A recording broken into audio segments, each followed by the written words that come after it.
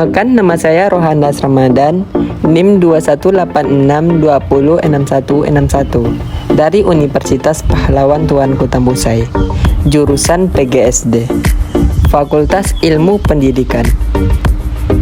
Mata kuliah Pendidikan Matematika Kelas Rendah SD. Dosen pengampu Ibu Nur Haswinda MPD. Jadi, video ini bertujuan untuk memenuhi UTS pelajaran pendidikan matematika kelas rendah SD. Baik, saya akan menjelaskan tentang teori bilangan caca dan praktik mengajar matematika bilangan caca pada siswa. Sebelum kita memasuki pembahasan tentang bilangan caca, sebelumnya kita harus mengetahui apa itu pengertian bilangan caca tersebut. Nah, jadi pengertiannya adalah bilangan caca adalah himpunan bilangan bulat yang nilainya tidak negatif, yaitu seperti 0, 1, 2, 3, 4, 5, dan seterusnya. Anggota bilangan ini didefinisikan sebagai himpunan bilangan asli, yaitu ada 1, 2, 3, 4, 5, dan seterusnya, ditambah 0. Ciri utama dari bilangan caca adalah nilainya selalu positif dan memiliki angka 0.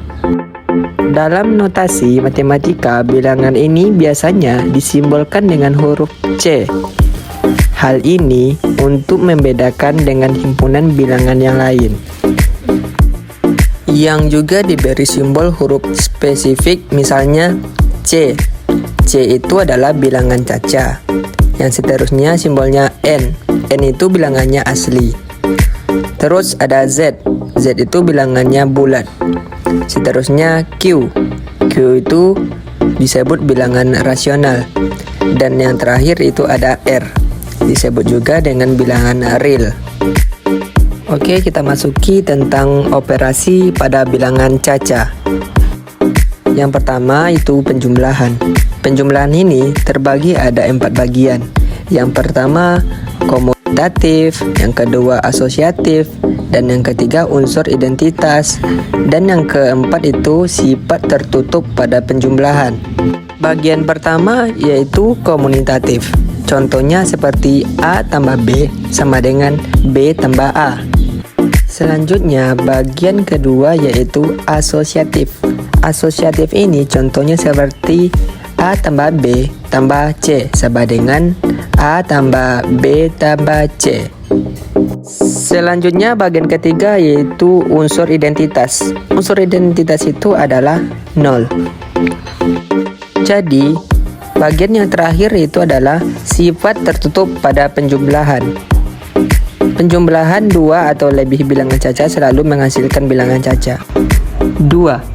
Pengurangan adalah operasi kebalikan dari penjumlahan. Contohnya, A kurang B sama dengan C. Sama artinya dengan B tambah C sama dengan A. Selanjutnya yang ketiga yaitu adalah perkalian. Perkalian ini terbagi ada 5 bagian. Yang pertama, komutatif. Selanjutnya asosiatif. A kali B kali C sama dengan A kali B kali C. Selanjutnya distributif.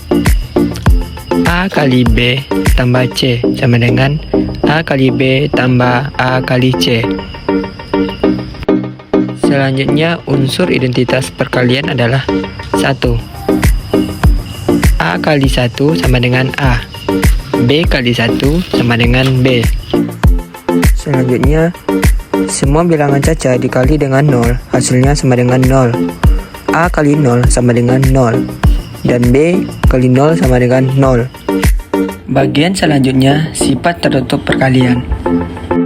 Semua perkalian bilangan caca menghasilkan bilangan caca juga.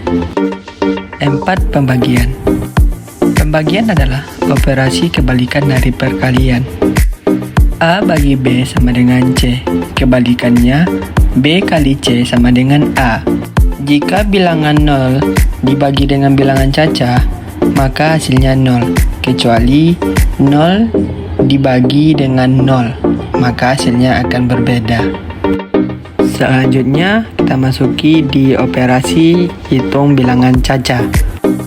Untuk operasi hitung ada apa saja? Jadi operasi hitung itu ada penjumlahan, pengurangan, perkalian, dan pembagian. Nah, untuk yang pertama yang akan kita pelajari yaitu tentang penjumlahan.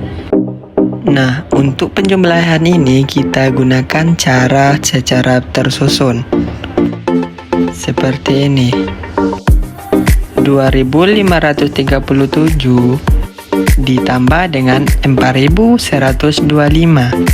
Caranya kita jumlahkan dari yang paling belakang, yaitu 7 dengan 5. Oke, 7 ditambah 5 sama dengan 12. Oke, kita tulis 2, yang satunya kita letakkan di atas. Kemudian 1 ditambah 3 tambah 2, maka hasilnya 6. Jadi selanjutnya 5 ditambah 1, maka hasilnya 6. Dan yang terakhir 2 ditambah 4, maka hasilnya 6 juga. Oke, mudah kan cara menyelesaikan penjumlahan operasi hitung bilangan caca tersebut. Nah, jadi penjumlahan dari 2537 ditambah 4125 hasilnya 6662. Mudah kan cara penyelesaiannya? Selanjutnya kita masuki di pengurangan. Nah, kita buat lagi seperti penjumlahan agar tersusun kembali. Caranya seperti ini. 562 dikurang 451. Caranya kita kerjakan terlebih dahulu dari yang sebelah kanan. 2 dikurang 1, maka hasilnya 1. Nah, kita tulis di sini 1. Mudah kan cara mencarinya? Nah, kita lanjut. 6 dikurang 5, maka hasilnya juga 1. Nah, kita tulis 1. Selanjutnya 5 dikurang 4, maka sama dengan hasilnya juga 1. Nah, jadi hasilnya ini. Operasi pengurangan 562 dikurang 451, maka hasilnya 111. Nah, penjumlahan telah sudah, pengurangan udah juga sudah. Nah, seterusnya kita masuki di perkalian. Jadi, tentang perkalian yang saya sampaikan ini tentang perkalian bersusun secara pendek. Jadi, seperti ini cara penyelesaiannya tentang perkalian. Soalnya seperti ini. 132 dikali 3. Caranya kita urut mengerjakannya dari yang ujung atau dari yang belakang. Kita cari ya caranya. 2 dikali 3, maka hasilnya 6.